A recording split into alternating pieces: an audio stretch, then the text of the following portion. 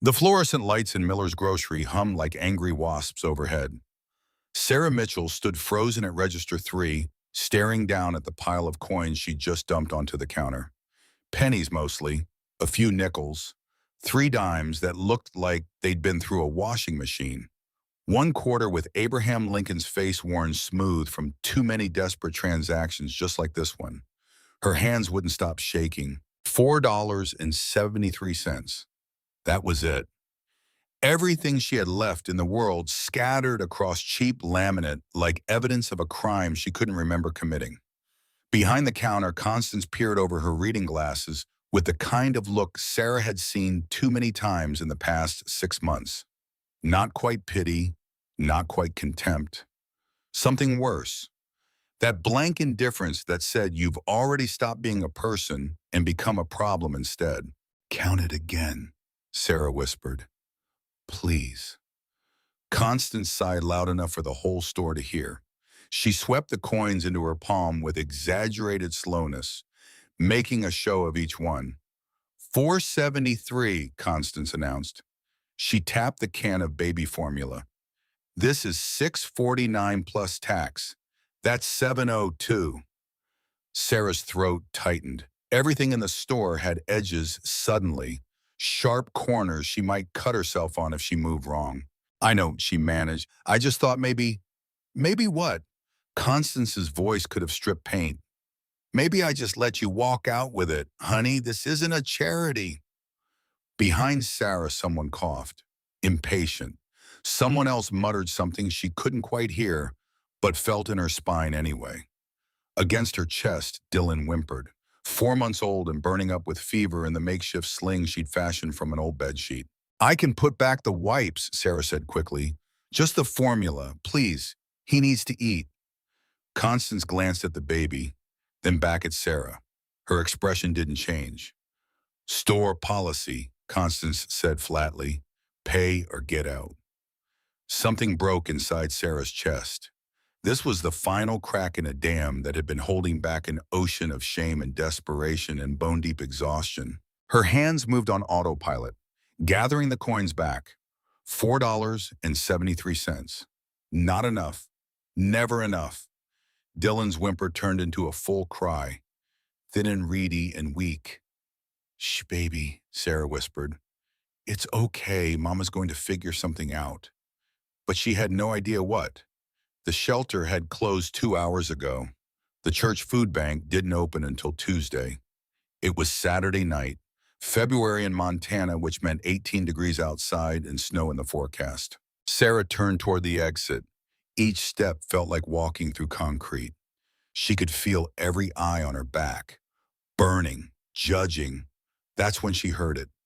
The slow, heavy thud of boots on linoleum.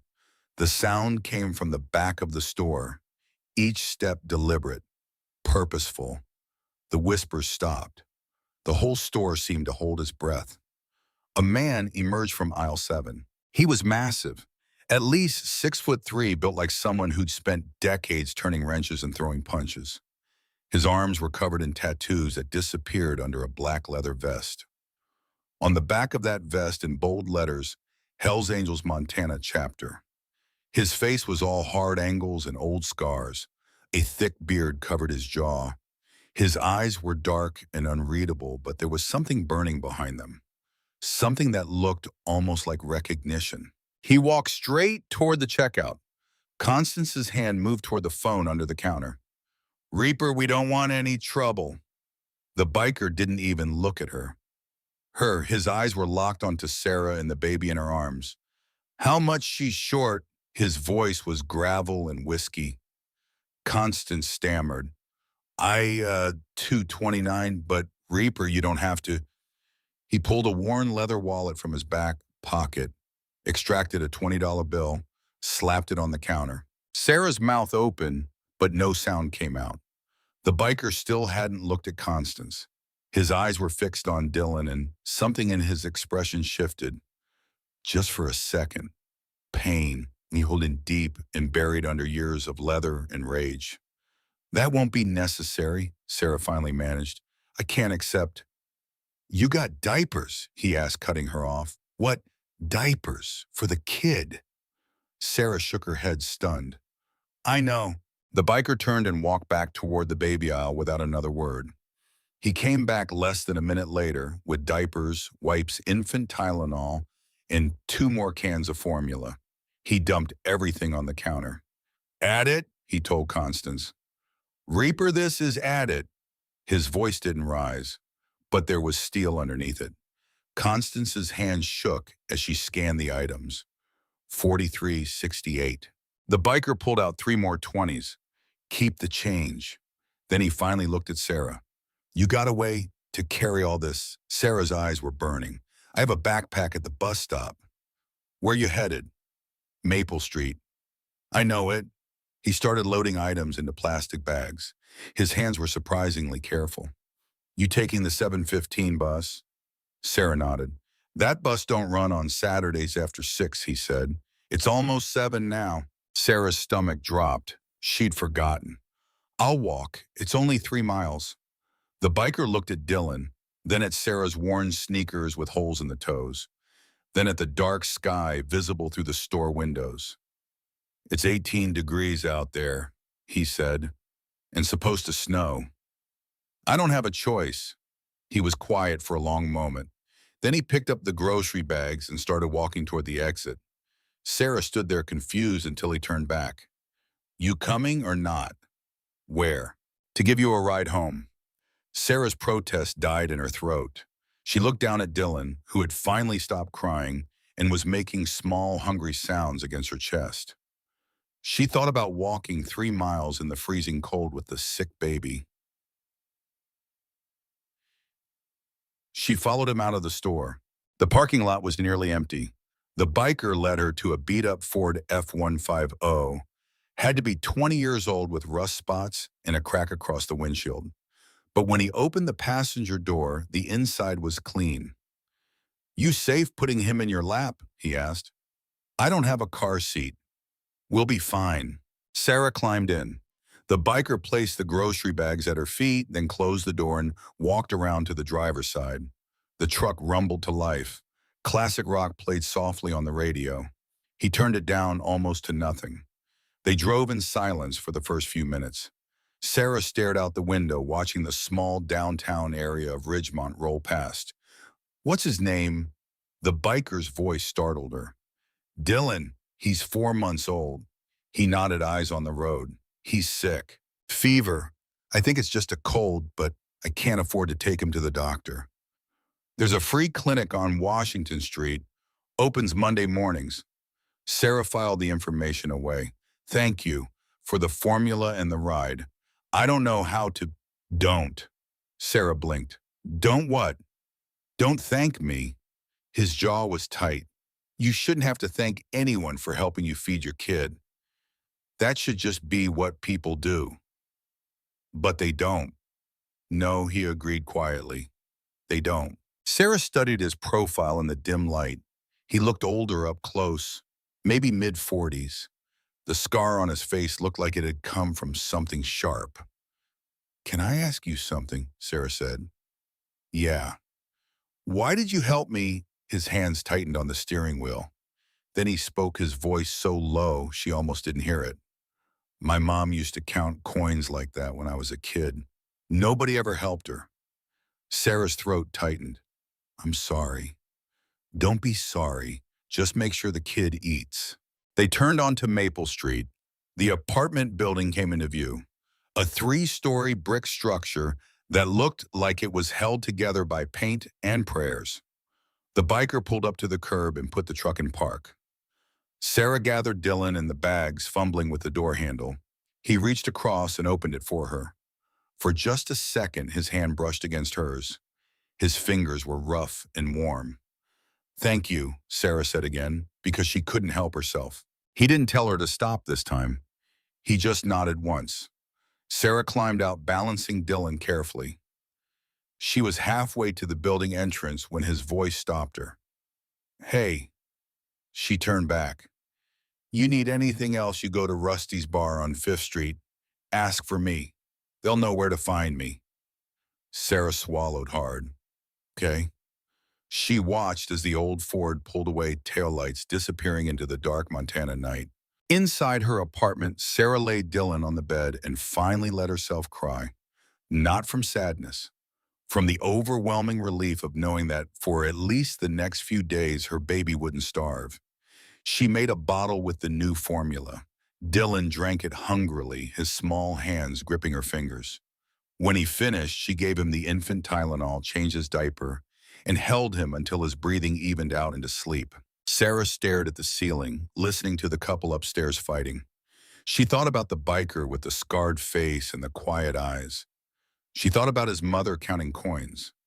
She thought about how one person's pain could sometimes become another person's salvation. And she wondered if Marcus Reaper Kane knew that he'd just saved 2 lives tonight. But 3 floors below, tucked into the building's mailboxes, was an envelope Sarah hadn't seen yet. An eviction notice. 48 hours to pay 2 months back rent or be thrown into the street. Monday morning arrived like a slap to the face. Sarah woke to Dylan's crying and someone pounding on her apartment door. Hard. "Mitchell, open up!" Richard Brennan, the building manager. Sarah pulled on her robe and cracked the door open, keeping the chain lock engaged. "It's 6 in the morning, Mr. Brennan, and you're 2 months behind on rent." Richard shoved a paper through the gap. "You got 48 hours to come up with $1,800 or you're out." Sarah's hands shook as she took the paper. "I already got a notice. You said I had until Wednesday." That was before Mrs. Hartley and 2B paid me 3 months up front to move into your unit. She don't have a screaming baby keeping everyone awake. You're out by Wednesday morning, 6 a.m. sharp. "Mr. Brennan, please. I have a baby. I just need a few more days." "Should have thought about that before you had a kid you couldn't afford." Richard turned and walked away, his keys jingling. Sarah closed the door and slid down against it, the eviction notice crumpling in her fist. Dylan was still crying. The heat had cut out again, and the apartment was freezing. 48 hours. She had 48 hours to find $1,800, or she and Dylan would be on the street. Sarah grabbed her phone. The battery was at 12%. She pulled up the number for Hope House and dialed. "Hope House, this is Evelyn." "Evelyn, hi, it's Sarah Mitchell. Her voice cracked. "I need help." Evelyn's voice softened immediately. "Sarah, honey, what happened?" "I'm being evicted Wednesday morning. I don't have anywhere to go." "All right, breathe for me. Do you have the baby with you?" "Yes, he's 4 months old." "We have space in the family wing. Can you get here today?" Sarah felt hope spark. "Yes, I can take the bus." "Do you have money for the bus?" The hope flickered out. "No." Evelyn sighed. "Honey, I can't come get you. I'm the only one here until noon. But there's a volunteer meeting tonight at 7. If you can make it here by then, we'll get you set up." "Thank you," Sarah whispered. "Thank you so much." She spent the next hour packing everything she owned into 2 garbage bags in a backpack. 26 years of life reduced to what she could carry. Then she remembered the free clinic the biker had mentioned. Dylan's fever had come back during the night worse than before. The walk to Washington Street took 30 minutes. Dylan whimpered the whole way. Sarah sang to him under her breath, the same lullaby her mother used to sing to her. The free clinic was in a converted house with peeling paint. Inside, the waiting room was packed. Sarah approached the reception desk. "Name, Sarah Mitchell. I don't have insurance, but—" "Sliding scale, I know. Fill this out." The exam was quick. Dr. Patterson, a tired-looking man in his 60s, examined Dylan with gentle hands. "Ear infection. Pretty nasty one. I'm going to prescribe antibiotics." Sarah's stomach sank. "How much will that cost?" "About $40 at the pharmacy." $40 might as well have been 4,000. "I don't have $40, Sarah said quietly. Dr. Patterson looked at her for a long moment. Then he reached into his desk drawer and pulled out a sample box of antibiotics. "This should be enough for the full course. Keep it." Sarah's eyes burned. "Thank you." The shelter on Oak Street, Hope House, they have a program for single mothers. I'm heading there today. The walk to Hope House took another hour. By the time Sarah saw the building, her feet were numb and Dylan was screaming again. She pushed through the front door. Warmth hit her like a wave. "Can I help you?" A woman stood behind a desk. She was older, maybe 60, with silver hair pulled into a severe bun and eyes that looked like they'd seen too much suffering to be shocked by anything. "I called earlier. Sarah Mitchell." "Sarah, yes, honey. I'm Evelyn." She came around the desk and immediately took one of the garbage bags.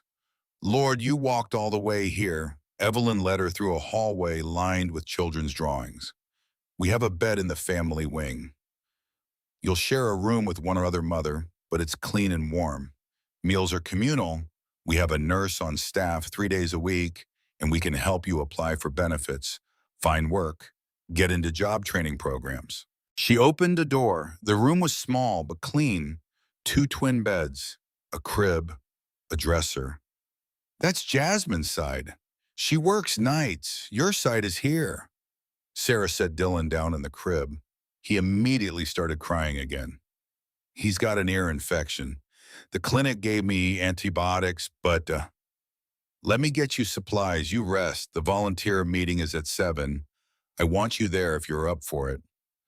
When Sarah woke up, it was dark outside. She grabbed Dylan and hurried toward the sound of voices. The room was full of women. At the front, Evelyn was setting up a projector, and in the back corner was the biker from the grocery store. Sarah's breath caught. He wasn't wearing his vest, just a plain black t-shirt and jeans. But even without the leather, he looked out of place. Evelyn clapped her hands. "All right, everyone, let's get started." She introduced several volunteers. Then she gestured to the back corner. "This is Marcus Kane. Marcus and some of his associates have offered to help with building maintenance and repairs." The room went silent. Every woman knew who the Hells Angels were. Marcus stepped forward. He didn't smile. "I'm not here to scare anyone. I'm here because my mother died in a place like this. She died alone because nobody helped her when she needed it most. I can't fix that, but I can make sure the women here have heat that works and doors that lock and a roof that doesn't leak. If that makes you uncomfortable, I get it, but I'm asking you to let me help anyway." Nobody spoke. Then a young woman in the front row raised her hand. "The lock on my room's been broken for 2 weeks. I've been pushing a chair against the door at night." Marcus looked at her. "What room? 12. I'll fix it tomorrow." One by one, the women started talking. Broken things, dangerous things.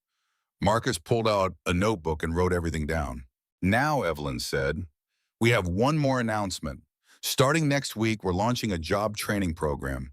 If you're interested, see me after the meeting." The meeting ended. Sarah stood to join the line, but Dylan woke up screaming. She tried to calm him, but his cries only got louder. "Let me take him for a minute." Marcus stood behind her.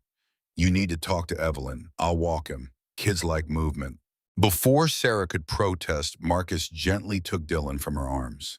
He cradled the baby against his chest, then started walking slow circles around the room.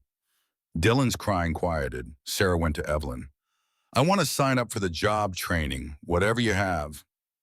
We got medical office administration, food service, and early childhood education." Medical office, I took some classes before.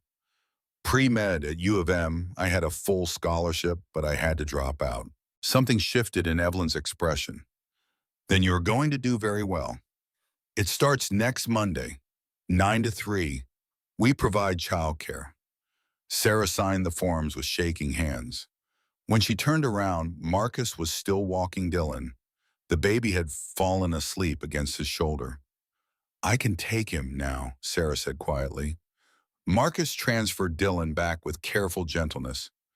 "Kid's got lungs." Sarah hesitated. "Thank you again for everything. You living here now?" "Yeah, I got evicted." Something dark crossed Marcus's face.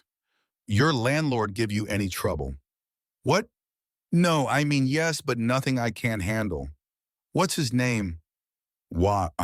Because guys who throw single mothers into the street usually need someone to explain why that's not okay." Marcus, you don't have to. What's his name? Sarah sighed. Richard Brennan. He manages the building on Maple Street. Marcus nodded slowly. I'll have a conversation with him. Please don't hurt him. I'm not going to hurt him. Marcus's smile was sharp. Just going to make sure he understands that evicting mothers with sick babies is bad for business. Before Sarah could respond, another voice cut through the room. Reaper, you coming or what? Marcus glanced at them, then back at Sarah. I gotta go. You need anything, you ask Evelyn to call me. Okay. He started to walk away, then stopped. Sarah, you're stronger than you know. Remember that. He left. Sarah stood there holding Dylan, watching as the bikers disappeared.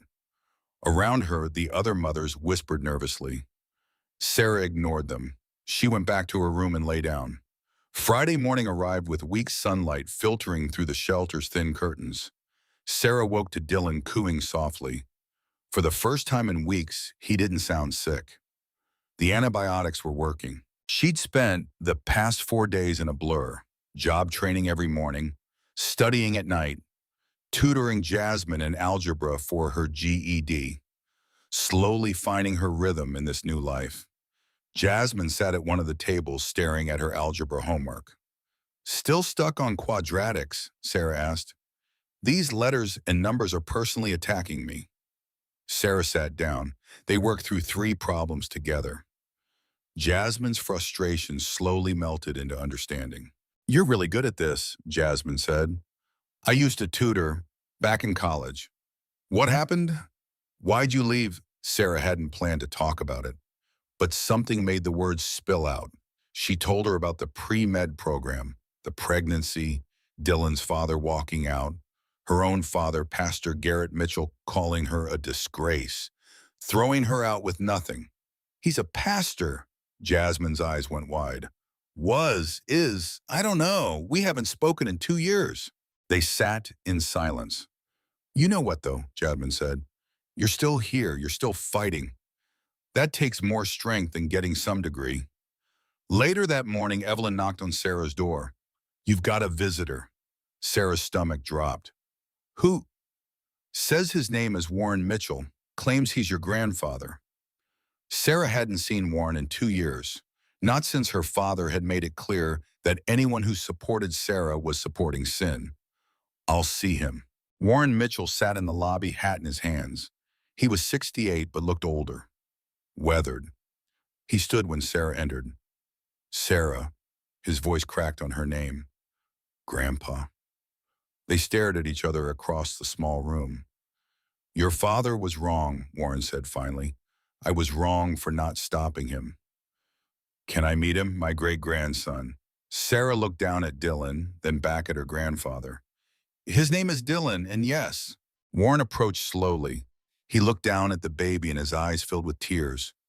He has your mother's eyes. God rest her soul. Sarah, I want to help. I have money. No, Sarah's voice was steady. I need to do this myself, but you can know your great-grandson, if you want. I do, more than anything.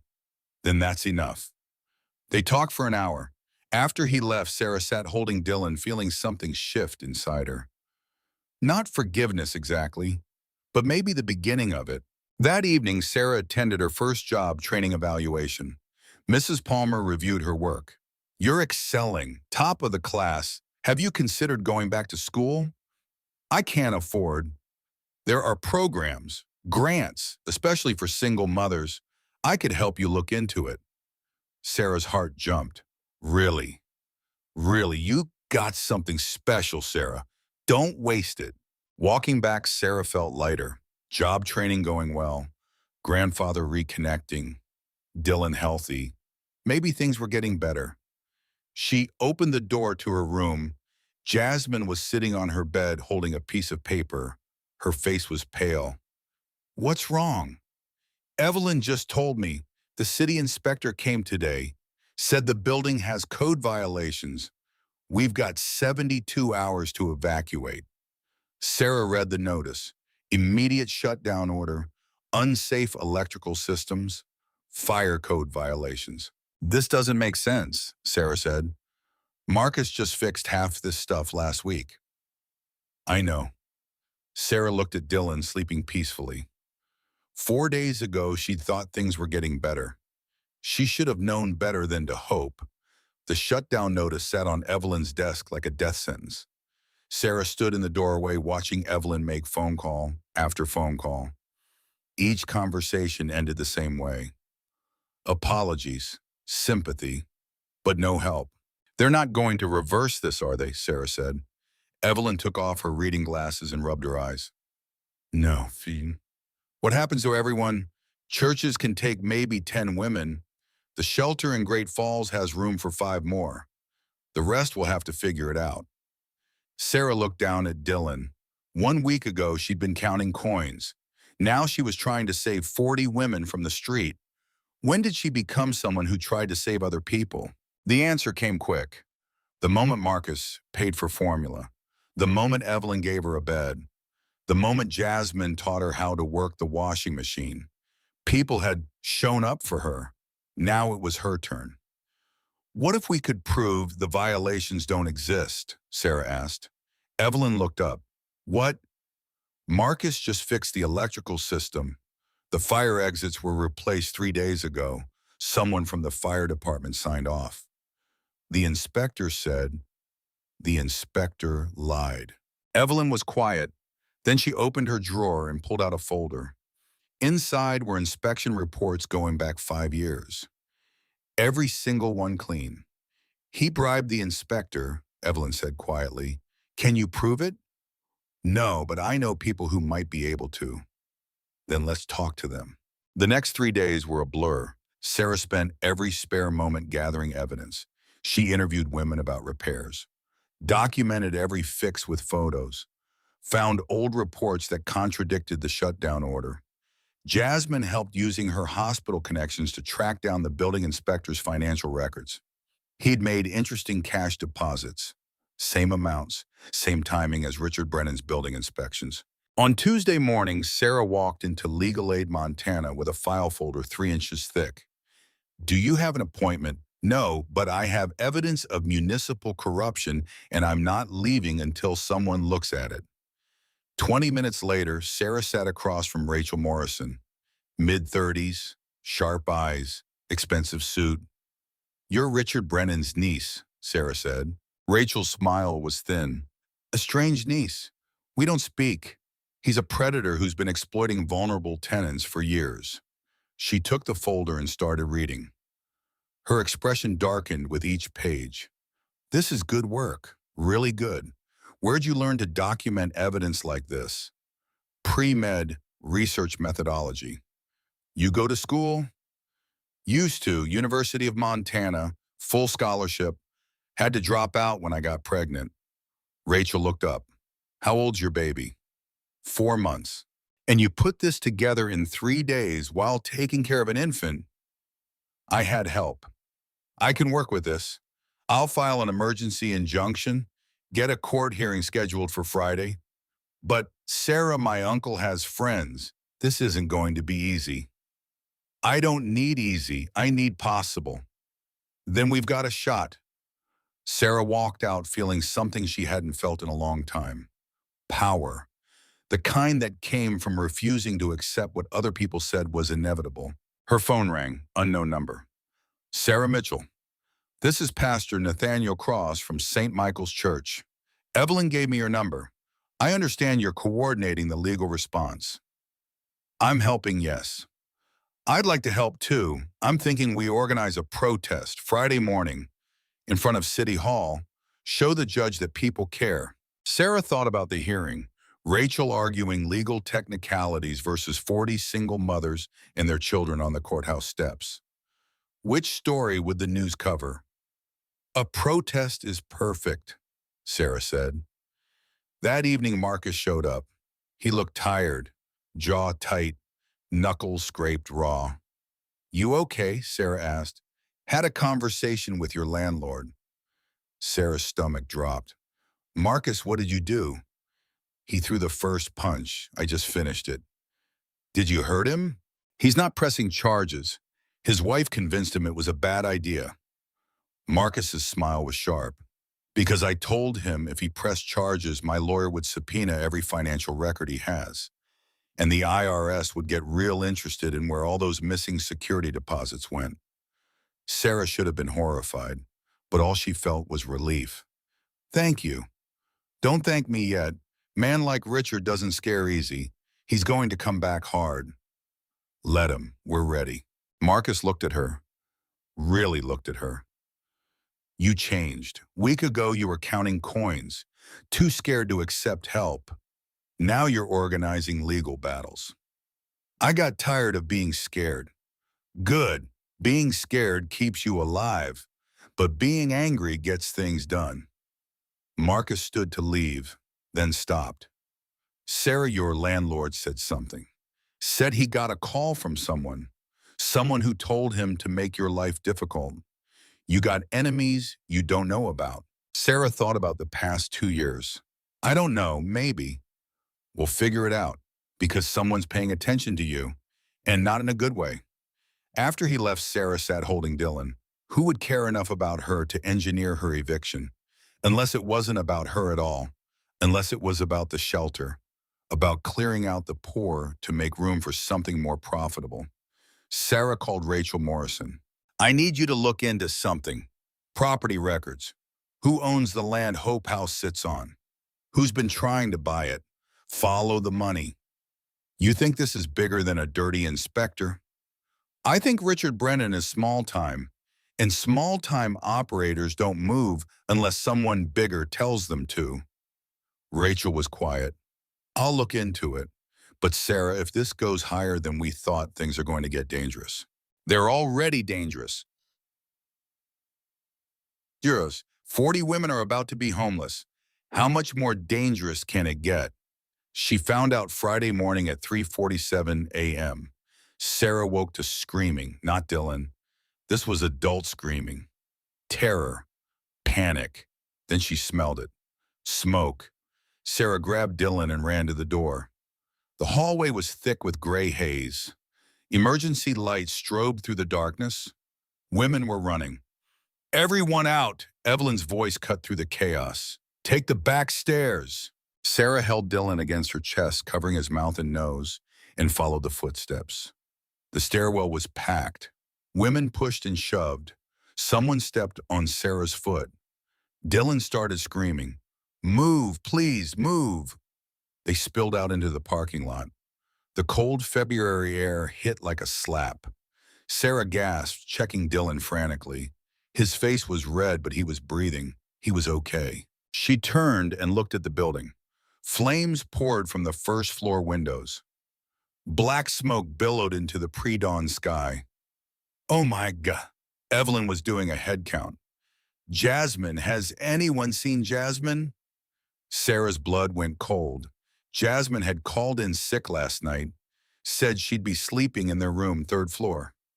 No, Sarah breathed. She looked at the burning building. Flames were spreading fast. Evelyn, Sarah's voice came out steady.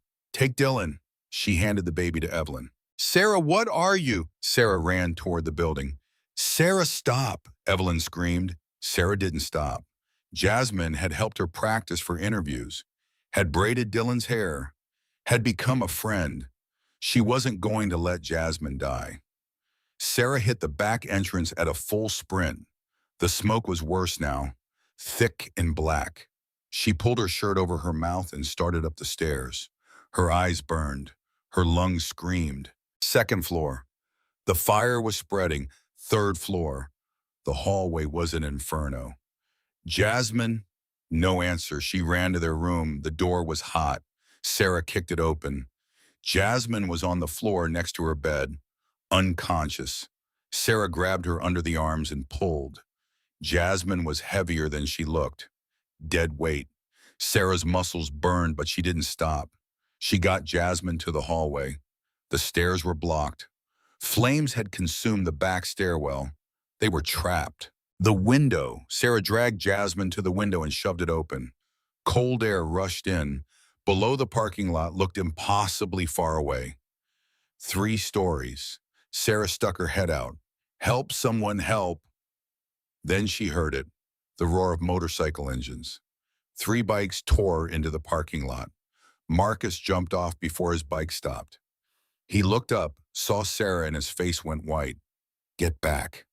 Jasmine's unconscious. I can't get her down. Marcus turned to Ryder and another biker. Get blankets. Move. He ran to the building and disappeared inside. Sarah could hear him pounding up the stairs. Then his voice closer. Sarah, where are you? End of the hall. Marcus emerged from the smoke. His face was streaked with soot. His arms were burned, but his eyes were fierce. He dropped to his knees next to Jasmine and checked her pulse. She's breathing. Barely. We're trapped. Marcus looked at the window, then at Jasmine, then back at Sarah. I'm going to lower her down. You hold her legs. On 3, we push her through. Ryder and Snake will catch her. That's 3 stories. You got a better idea. Sarah didn't. They positioned Jasmine at the window. Marcus gripped her under the arms. Sarah held her legs. 1, Sarah's hands were shaking. 2, this was insane. 3, they pushed Jasmine through the window. She fell. Sarah couldn't watch. She squeezed her eyes shut. No scream came. She looked down. Ryder and the other biker had caught her. They were lowering Jasmine to the ground. Your turn, Marcus said. What? You're going out that window. Not without you. Sarah, don't argue. This floor is going to collapse in 2 minutes. Then we both go. I can't catch you and get out myself. Then lower me down and climb down after. There's nothing to climb. Then jump. From 3 stories, I'll break both legs. The ceiling groaned. A section collapsed in sparks and burning wood. Marcus grabbed Sarah's face with both hands. His palms were hot, rough. Listen to me. You have a son. He needs his mother. You are going out this window right now. You understand? Tears streamed down Sarah's face. Marcus, please. I'll figure something out. He lifted her to the windowsill. Go. I can't leave you. You have to. He pushed her through. Sarah fell. Wind rushed past. Then Ryder and Snake caught her. The impact knocked the air from her lungs, but nothing broke. Sarah immediately tried to run back. Ryder grabbed her. You can't go back in there. Marcus is still inside. She struggled, screaming Marcus's name. Other women were crying. Evelyn was on the phone with 911. Jasmine was coughing, coming back to consciousness. Sarah looked up at the 3rd floor window. Marcus appeared in the frame. Smoke poured around him. He looked down at the drop, then back at the flames advancing toward him. He was too far to jump. Do something, Sarah screamed. Ryder's eyes went wide. Snake, get the truck. Snake sprinted to a pickup. He jumped in and drove it directly under Marcus's window. Jump onto the truck bed. We'll break your fall. Marcus looked at the truck. Still at least a 12-foot drop. He'd hit hard, but it was the only chance. Behind him, the flames reached the window. The heat warped the air. Marcus climbed onto the ledge. Don't think about it, Snake yelled. Just jump. Marcus jumped. He fell, hit the truck bed with a sound that made Sarah's stomach turn. His body bounced once, then went still.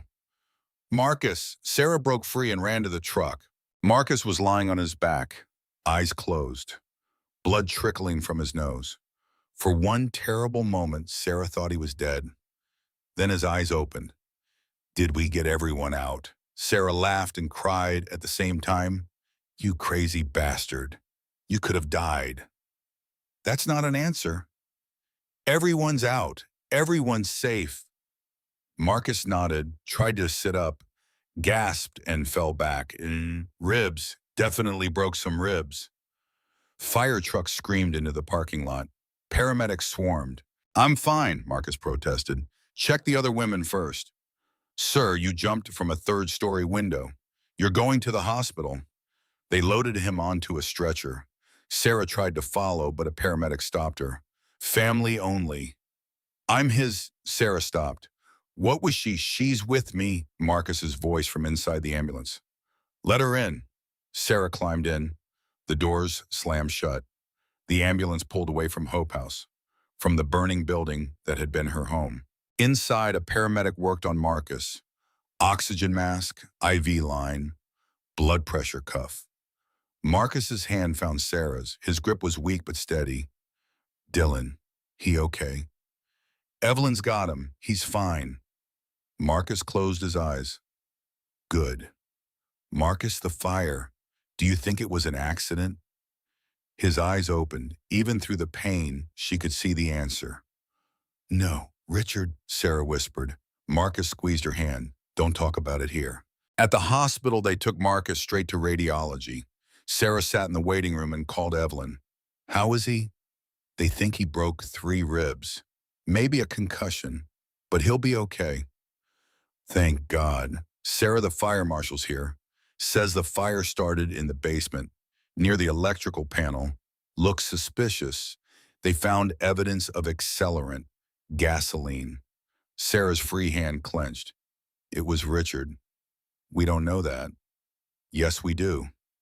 Even if that's true, we need proof. I'll get proof. Sarah, don't do anything stupid. But Sarah had already hung up. She found Ryder in the hospital cafeteria. I need your help, Sarah said. Getting proof that Richard Brennan set that fire. That's police business. The police aren't going to do anything. Richard's connected. He's going to walk away from this. So what do you want me to do? Help me break into Richard's house and find it evidence. Ryder nearly spit out his coffee. You're crazy. Maybe, but I'm also right. You know it was him. We just need proof. They stared at each other. Ryder sighed. Marcus is going to kill me. Marcus doesn't need to know. If we do this, we do it my way. You follow my lead. And if something goes wrong, you run. Deal, Sarah nodded. Deal. Give me 2 hours. Meet me at Pine and 4th. 2 hours later, Sarah stood on the corner. Ryder pulled up. Get in. They drove 3 blocks and parked. Ryder handed Sarah latex gloves and a flashlight. Put these on. Don't touch anything without gloves. We're looking for anything that connects him to the fire. They approached from the back. Ryder picked the lock in 30 seconds. Inside Richard's house was a mess. Dishes piled in the sink. The whole place smelled like stale beer. Ryder pointed to the kitchen. You take down here. Sarah started searching. She went through drawers, cabinets, the trash, nothing useful. Then she opened the coat closet. A jacket hung on a hook. It reeked of gasoline. Sarah's hands shook as she pulled out her phone and took a picture. Then she checked the pockets. A receipt, dated yesterday, from a gas station. 3 gallons of premium. In a can, Sarah photographed the receipt. Then she heard footsteps upstairs. Heavy footsteps. Not Ryder's. Richard was home. Sarah's heart hammered. She shoved the receipt back and ducked behind the kitchen counter. The footsteps came down. A light clicked on. Richard walked into the kitchen. He opened the refrigerator and grabbed a beer. Sarah held her breath. Richard popped the beer. Turned. He froze. The back door was still open. Just a crack. What the hell? Richard moved toward it. Sarah had 2 choices, hide or run. She ran. She burst from behind the counter and sprinted for the door. Richard yelled, threw his beer. It shattered against the wall next to her head.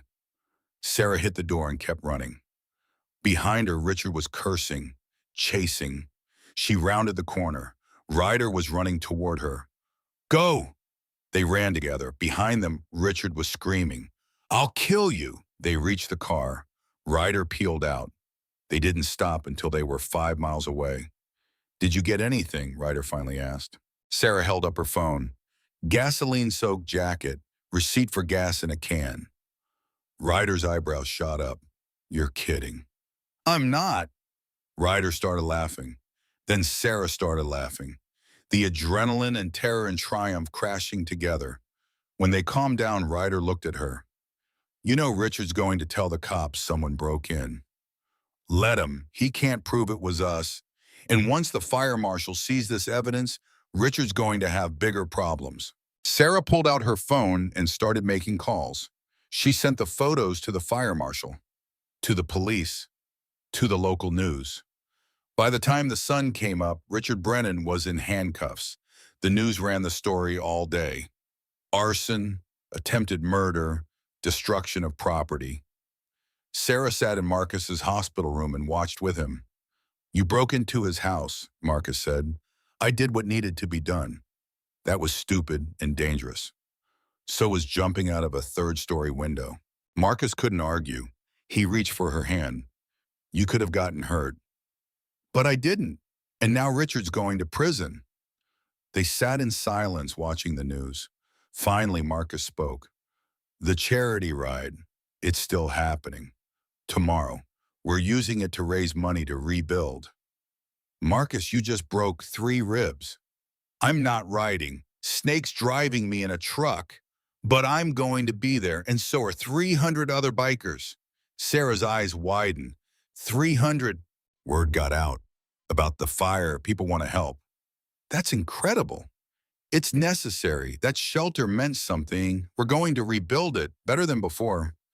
Sarah felt tears welling. "Thank you." "Don't thank me yet." But Sarah knew they would, because she'd learned something. When broken people came together, not because they were forced to, but because they recognized their own pain, in someone else's eyes, they could build something stronger than anything that had broken them. Richard Brennan had tried to destroy that. He'd failed. And tomorrow, 300 bikers were going to prove exactly how badly he'd failed. Saturday morning arrived cold and clear. Sarah woke to the sound of motorcycle engines in the distance. Today was the mother's run. She checked her phone. Messages from Evelyn, from Ryder, everyone confirming details. Sarah looked down at her leg, still in a cast from the fire 2 weeks ago. Broken tibia. Could have been worse. She transferred to the wheelchair Evelyn had borrowed, got Dylan changed and fed, put on clean clothes. By 7 a.m., Sarah was wheeling herself toward downtown Ridgemont. Dylan bundled in a carrier strapped to her chest. Ahead, she could see them gathering. Motorcycles, dozens at first, then hundreds, streaming in from every direction. The sound was deafening, a wall of chrome and leather and American flags. Sarah reached the town square and stopped. There had to be 500 bikes already, more arriving every minute. "Sarah," Evelyn appeared through the crowd. "How many?" Sarah asked. 532 at last count, still coming from Idaho and Wyoming. Evelyn's voice cracked. "I've never seen anything like this." "Where's Marcus?" "Over by the stage." Sarah wheeled herself toward the temporary stage. Vendors were setting up. Someone was testing a sound system. Children ran between the motorcycles. She found Marcus standing next to Snake's truck. He looked terrible, face pale, moving stiff, but his eyes were clear. "You shouldn't be here," Sarah said. "Neither should you." Marcus gestured to her wheelchair. "Looks like we both have a problem with following doctor's orders."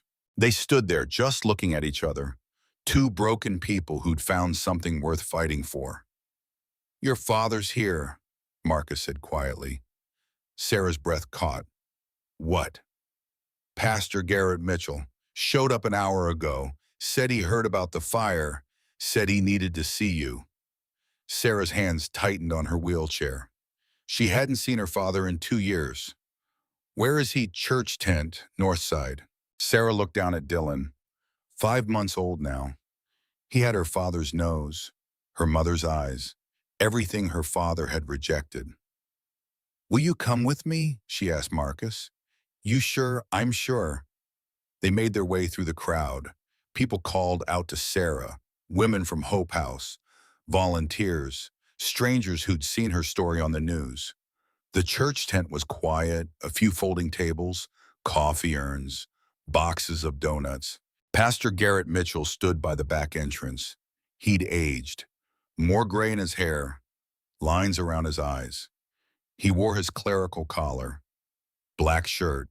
He saw Sarah and froze. For a long moment, neither moved.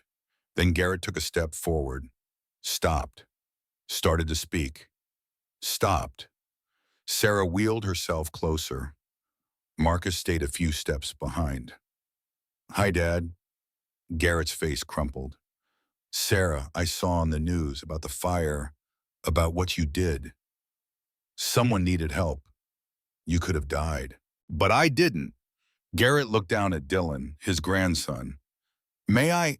Sarah wanted to say no, wanted to make him hurt, but she thought about Warren, how that moment of humility had begun to heal something she thought was broken forever. His name is Dylan. He's 5 months old. He's the best thing that ever happened to me. And Garrett's hands shook as he reached for the baby. Dylan looked up at him with those huge blue eyes, made a small cooing sound. He has your mother's eyes. God rest her soul. I know. Sarah, I need to tell you that I was wrong.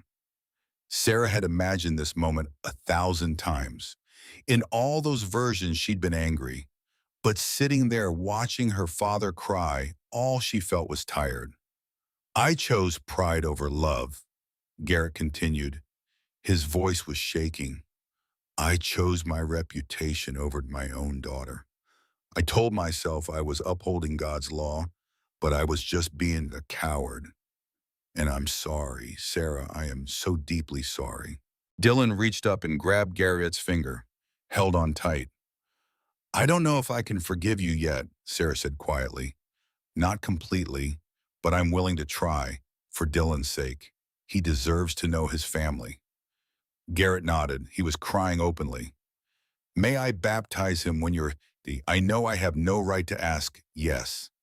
Garrett looked up. Yes. Yes, you can baptize him. Not because I've forgiven you, because Dylan deserves to be welcomed into a faith community, and because my mother would have wanted it. Thank you. They talked for another 20 minutes. Garrett told her about Warren, how they'd slowly started speaking again. Sarah told him about Hope House, about the job training, about her plans to go back to school. Finally, Evelyn appeared. Sarah, we're starting in 10 minutes. Sarah nodded. She took Dylan back from Garrett. Will you stay for the rally? If you want me to. I do. The crowd had grown even larger, 600 or 700 people. They had closed off Main Street. The sound of idling engines was like thunder. Sarah wheeled herself up a ramp to the stage. Someone had set up a podium with a microphone. Behind her, a banner read, Mother's Run, Rebuilding Hope. Marcus climbed up carefully. He took the microphone first. Most of you know me. I'm Marcus Kane. Some people call me Reaper. I've done bad things, been in prison, made mistakes I can't take back. But 2 months ago, I walked into a grocery store and saw a woman counting coins because she couldn't afford to feed her baby. And I remembered my mother. I remembered how the world let her die alone because nobody thought she mattered. The crowd was silent, every eye on Marcus. That woman was Sarah Mitchell. She reminded me that the strongest thing you can do isn't throwing a punch. It's showing up. It's caring when it's easier not to. These mothers aren't asking for charity. They're asking for a chance. And if we can't give them that, what are we fighting for? Applause erupted, not polite applause, the kind that came from the chest. Marcus stepped aside. This woman taught me what courage really means. Sarah. Sarah wheeled herself to the microphone. Dylan was asleep against her chest. She looked out at the crowd, hundreds of faces. For a moment, Sarah couldn't speak. Then she looked down at Dylan, thought about that night in the grocery store, counting $4.73. 6 months ago, Sarah began. Her voice was quiet, but the microphone carried it. I was counting coins in this town. I had 87 cents to my name. Not enough for formula, not enough for dignity, just enough to feel the weight of every mistake that had led me there. She paused. I thought about giving up my son because I believed I wasn't enough for him. But I learned something. Strength isn't never falling down. It's getting back up. Every single time. Her voice grew stronger. These mothers you see here, we're not broken. We're builders. We build families from nothing. We build hope from despair. We build futures from ashes. And today we're building something this town is going to remember. We're building proof that people like us, people the world forgot about, we matter. The crowd was cheering. When Hope House burned down, someone thought they could erase us. They were wrong. We're still here. We're still standing. And with your help, we're going to rebuild that shelter 3 times bigger and twice as strong. Because that's what we do. We build. We endure. We survive. Sarah's voice cracked. So thank you. Thank you for showing up. Thank you for proving that this world still has kindness in it. Thank you for reminding me that I'm stronger than I knew, braver than I imagined, and more loved than I ever believed possible. And thank you for teaching me that salvation doesn't come from never needing help. It comes from being brave enough to accept it when it's offered. The applause was deafening. People were crying, cheering, engines revved. Evelyn stepped up next, announced they'd already raised $60,000. Local businesses had pledged ongoing support. The new Hope House would have 50 beds, a medical clinic, job training facilities. And now, Evelyn said, let's ride. The motorcycles rumbled to life, 500 plus engines creating a sound that shook the buildings. Sarah couldn't ride, but Snake had rigged his truck bed with benches. Sarah sat in the back with Dylan and several other women. Marcus sat up front, barely mobile, but refusing to miss this. The procession started, 500 motorcycles streaming through Ridgemont. They rode past the ruins of Hope House, past City Hall, past the grocery store where this started. People lined the streets, holding signs, cheering. Some were crying. By the time the count came in that evening, the Mother's Run had raised $147,000, more than enough to rebuild. 5 days later, Sarah sat in the county jail visiting room. Richard Brennan looked small behind the plexiglass, diminished. His comb-over was disheveled. His orange jumpsuit hung loose. He picked up the phone when Sarah did. Why are you here? Because Rachel Morrison told me you wanted to talk. Richard was quiet for a long moment. Because I owe you an explanation, maybe an apology. I'm listening. It wasn't supposed to go this far. Vincent Cross offered me money, said he'd wipe out my debts if I helped clear that property. I thought, what's the harm? But then your biker friend broke my nose, made me angry, and Cross suggested a small fire would speed things along. I thought just the basement, just smoke damage. I didn't think anyone would get hurt. Richard's hand shook. But they did. You almost died. That other woman could have died. I watched the news, saw what you did. She was my friend. I don't have friends like that. I don't have friends at all anymore. My wife left. My daughter won't speak to me. I'm going to prison for 15 to 20 years. Sarah should have felt satisfaction, but all she felt was sad.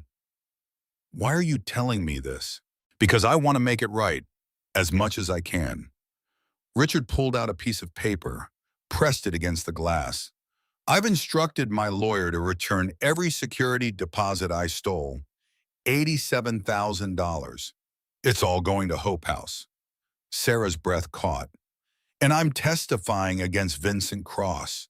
Everything he did, everything he planned. Rachel says with my testimony, they can bring charges. Why would you do that? Because I'm already going to prison. But maybe I can take him with me. Maybe I can do one good thing before I rot in here. Sarah looked at this broken man, this small, greedy, frightened man who'd almost killed her because he was too weak to stand up to someone more powerful. She should hate him. Maybe she did, but she also understood him. I forgive you, Sarah said quietly. Richard's eyes widened. What? I forgive you. Not because you deserve it, because I deserve to stop carrying around anger that's poisoning me. I don't understand. You will someday. Sarah stood. Do the right thing, Richard. Testify against Cross. Help Rachel build her case. Maybe you can't undo what you did, but you can make sure he doesn't do it to anyone else. She hung up the phone and walked out. Behind her, Richard sat alone, crying, 6 months later. The new Hope House stood on the same lot, but it looked nothing like the building that had burned. 3 stories of modern construction, energy-efficient windows, a medical clinic on the first floor, job training center on the second, 50 beds with private bathrooms, a playground out back. The sign out front read, Evelyn Blackwood Hope House, where mothers build futures. Sarah stood in the lobby wearing business casual clothes from Goodwill. Dylan was 11 months old now, walking with assistance, babbling constantly. You ready? Evelyn asked. Sarah looked around. Women were moving in, unpacking, getting oriented. The same mixture of hope and fear Sarah remembered. Yeah, I'm ready. They walked outside. A crowd had gathered. Local officials, donors, media, and bikers. Marcus and his crew in force. Pastor Nathaniel Cross gave a blessing. The mayor gave a speech. Several women from the old Hope House shared their stories. Then it was Sarah's turn. She stepped to the podium, Dylan on her hip. No wheelchair anymore. Her leg had healed completely. 7 months ago, Sarah said, I walked into the old Hope House with everything I owned in 2 garbage bags. I was broken, desperate, convinced I'd failed. Today, I'm the outreach coordinator. I'm a part-time student at Montana State working toward my nursing degree. I'm rebuilding relationships with my family, and I'm proof that your worst day doesn't define your future. She looked out at the crowd. This building isn't just brick and mortar. It's possibility. It's second chances. It's proof that when we show up for each other, when we refuse to let each other fall through the cracks, we can build something beautiful out of broken pieces. Dylan grabbed the microphone. The crowd laughed. Sarah smiled. My son wants to say something. Dylan, what do you think? Dylan babbled enthusiastically, completely incomprehensible but utterly confident. He says thank you, Sarah translated. More laughter. But seriously, thank you. To everyone who donated, everyone who rode, everyone who showed up. You saved us. And now we get to spend the rest of our lives saving other people. That's the legacy we're building here. After the speeches, Sarah gave tours. Marcus found her in the hallway. You did good, he said. We did good. Marcus handed her an envelope. This is for you. Inside was a check, $5,000. Marcus, I can't. It's not from me. It is from your grandfather, Warren, for your nursing school fund. Sarah's eyes burned. Tell him thank you. Tell him yourself. He's here. Brought your father too. Sarah found Warren and Pastor Garrett in the lobby. You came. Wouldn't miss it, Warren replied. Pastor Garrett held out a small Bible. I thought for Dylan when he's older, he might want this. It was your mother's. Sarah took the Bible. Her mother's handwriting was visible in the margins. Thank you, Dad. I'm sorry I wasn't there before. You're here now. That's what matters. Dylan reached for his grandfather. Garrett took him carefully, walked him around the lobby, talked to him in that gentle voice people use with babies. Sarah watched them. 3 generations, broken and rebuilt. Not perfect, but present. That evening after the crowds had gone, Sarah sat in her small office, going through applications, reading stories that sounded painfully familiar. A knock on the door. Come in, Jasmine entered. She graduated from her GED program, was now enrolled in a medical assistant program, working part-time at the shelter. You got a minute? Always. There's someone here, young woman, 19, has a 3-month-old, says she saw you on the news, drove 8 hours from Spokane. We have beds available. 2. Then let's get her checked in. Sarah followed Jasmine to the intake area. A young woman sat on the couch, thin, exhausted, baby in her arms, 2 garbage bags at her feet. Sarah sat down next to her. Hi, I'm Sarah Mitchell. Welcome to Hope House. The woman looked at her with eyes that held too much pain for 19 years. I don't have any money, but I saw you on TV and I thought maybe you'd understand. Sarah reached out and squeezed her hand. I understand completely. What's your name? Amanda, and this is Riley. Hi, Amanda. Hi, Riley. Sarah smiled. Here's what's going to happen. Jasmine is going to show you to your room. You're going to get some sleep. Tomorrow we'll talk about the rest. Job training, benefits, childcare, whatever you need. But tonight you just rest. You're safe now. Amanda started crying. I don't know how to thank you. You don't have to thank me. Just promise me something. What? Someday when you're where I am now, when you've got your feet under you, promise me you'll help the next Amanda who walks through that door. Amanda nodded. I promise. Sarah watched Jasmine lead Amanda and Riley upstairs. Another mother, another story, another chance. She walked to the front doors, looked out at the parking lot. Marcus's truck was still there. He leaned against it, smoking a cigarette, waiting. Sarah walked out. Thought you'd gone home, she said. Wanted to make sure you were okay. I'm more than okay. They stood in comfortable silence. You know what's funny, Sarah said. 6 months ago, I was the one who needed saving. Tonight, I saved someone, and it felt like completing a circle. That's what this is, a circle. People help you. You help other people. They help someone else. It keeps going. Sounds like you've been thinking about philosophy. Sounds like you've been rubbing off on me. Sarah laughed. God help us both. Marcus crushed out his cigarette. I'm proud of you. Your mom would be proud too. Your mom would be proud of you too. Maybe, hope so. Marcus opened his truck door. I gotta go, but Sarah, you did it. Took your worst day and turned it into something that's going to help hundreds of people. That's strength. I had help. We all need help. That's the point. He drove away. Sarah stood in the parking lot for a few more minutes. The Montana night was cold but clear. Stars visible like they never were in cities. She thought about that night in the grocery store, counting $4.73, believing it was all she'd ever have. She'd been wrong. She'd had everything she needed all along. She just hadn't known how to see it yet. Courage, resilience, the ability to accept help and to give it, the strength to fall down and get back up. Those things had always been there.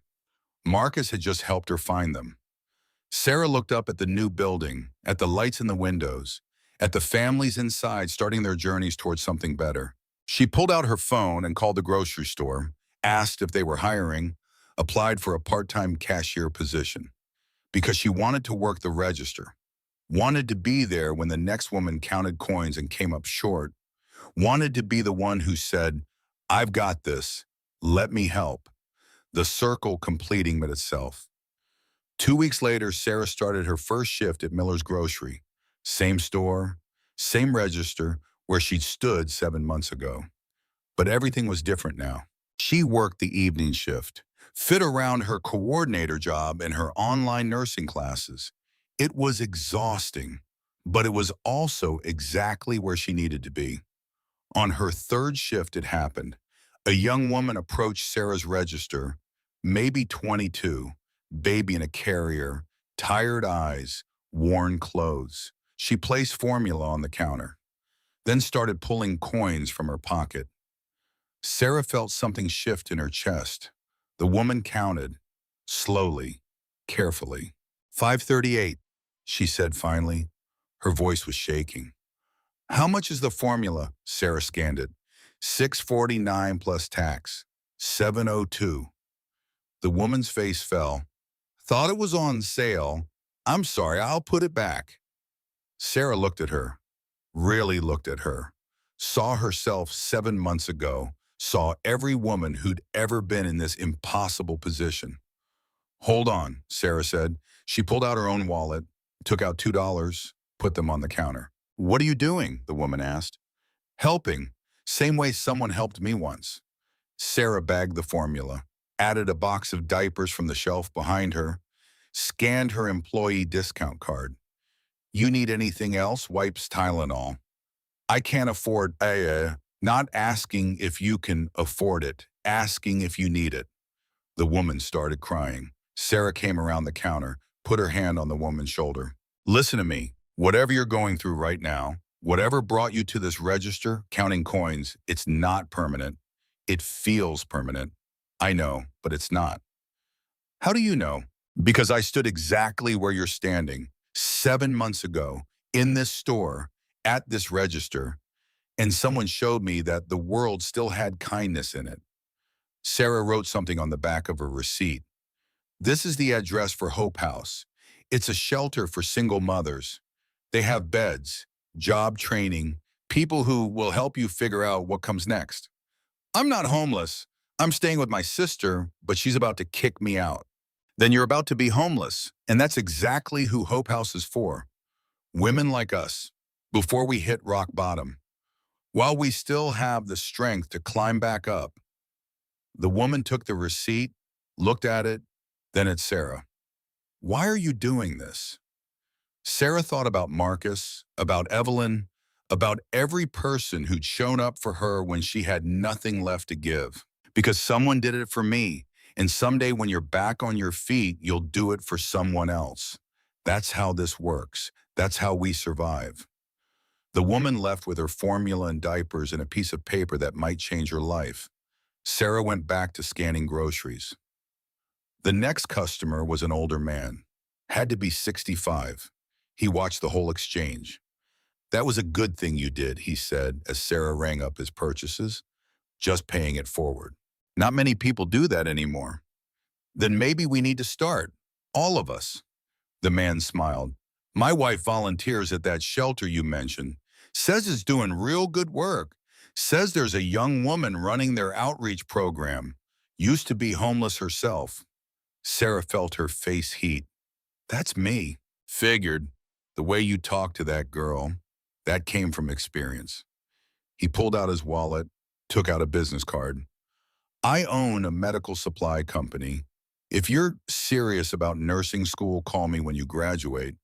We're always looking for good people, and good people are the ones who remember what it's like to struggle.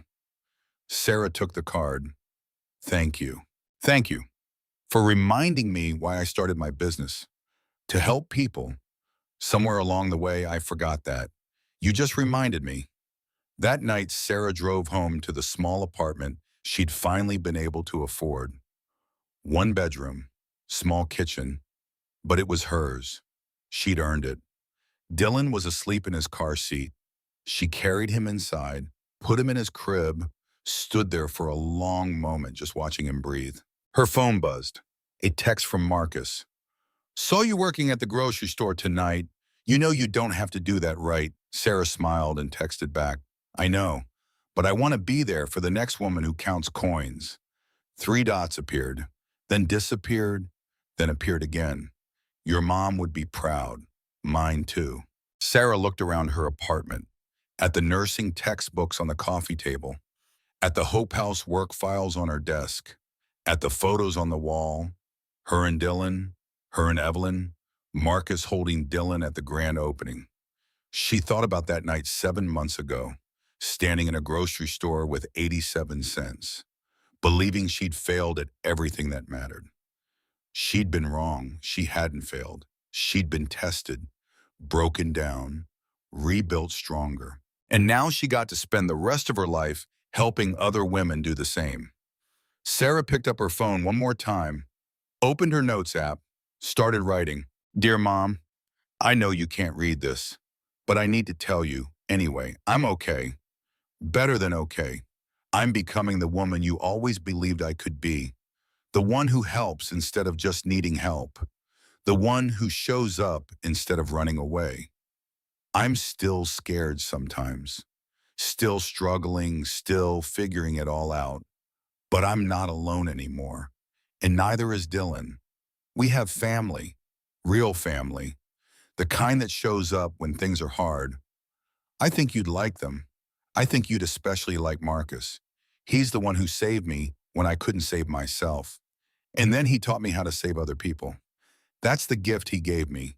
Not money or things, but purpose.